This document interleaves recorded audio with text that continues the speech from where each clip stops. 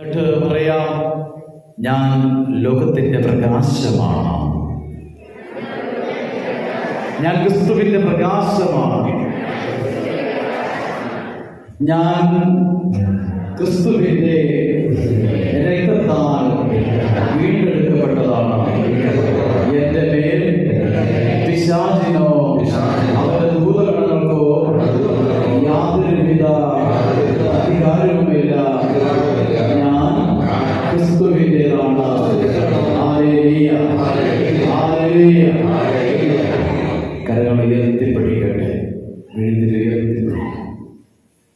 നമ്മളിപ്പോൾ ഈ ഇടവകയുടെ ദൈവത്തിന്റെ പ്രതിനിധിയായ വികാരിയച്ഛനെ സമർപ്പിച്ച് പ്രാർത്ഥിക്കും. ബിജുവച്ഛനെ സമർപ്പിക്കുക.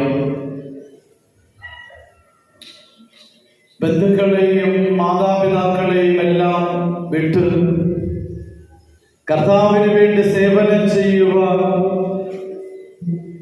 ഈ ഇടവകയിലേക്ക് കടന്നു വന്നപ്പോൾ ദൈവം നിയോഗിച്ചപ്പോൾ നമുക്ക് ഓരോരുത്തർക്കും കടമയുണ്ട്. അച്ഛന് വേണ്ടി പ്രാർത്ഥിക്കുക. നമ്മളിപ്പോൾ പ്രാർത്ഥിക്കുകയാണ് ഈ അഭിഷിക്തന് വേണ്ടി. ഈ അൽമാരെ ബലിയർപ്പിച്ച് പ്രാർത്ഥിക്കുമ്പോൾ ഇടവകയെ തകർക്കുന്ന കുടുംബങ്ങളെ തകർക്കുന്ന എല്ലാ പൈശാചിക ബന്ധനങ്ങളും വിട്ടുമാറും. അച്ഛൻ അതിനെ തുറന്ന് വചനം പ്രഘോഷിക്കുമ്പോൾ അതനേകരുടെ സൗഖ്യമായി മാറാം. കരങ്ങൾ ഉയർത്തിപ്പിടിച്ച് പ്രാർത്ഥിക്കുമ്പോൾ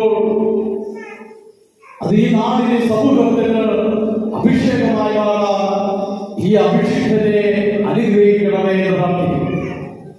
അച്ഛനെ അലട്ടുന്ന രോഗങ്ങൾ, വേദനകൾ എല്ലാം സമർപ്പിച്ചുകൊണ്ടുള്ള നിമിഷം അച്ഛനെ ശക്തിപ്പെടുത്തണമേ, ബലപ്പെടുത്തണമേ എന്ന് പ്രാർത്ഥിച്ചുകൊണ്ട് സ്വരമേറ്റി സ്തുതിച്ച് പ്രാർത്ഥിക്കട്ടെ.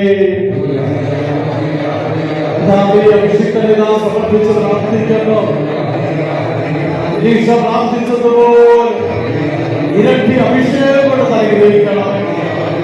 ഈ അഭിഷിക്തനിലൂടെ ഈ സമൂഹത്തെ, നാടിനെ, ഈ ജനത്തെ അനുഗ്രഹിക്കണമേ. അച്ഛനെ ശക്തിപ്പെടുത്തണമേ, ബലപ്പെടുത്തണമേ. ശാരീരികമായ രോഗപീഠകൾ യേശുനാമത്തിൽ വിട്ടുമാറി അനുഗ്രഹം പ്രാപിക്കട്ടെ. ഹല്ലേലൂയ, ഹല്ലേലൂയ, ഹല്ലേലൂയ, ഹല്ലേലൂയ.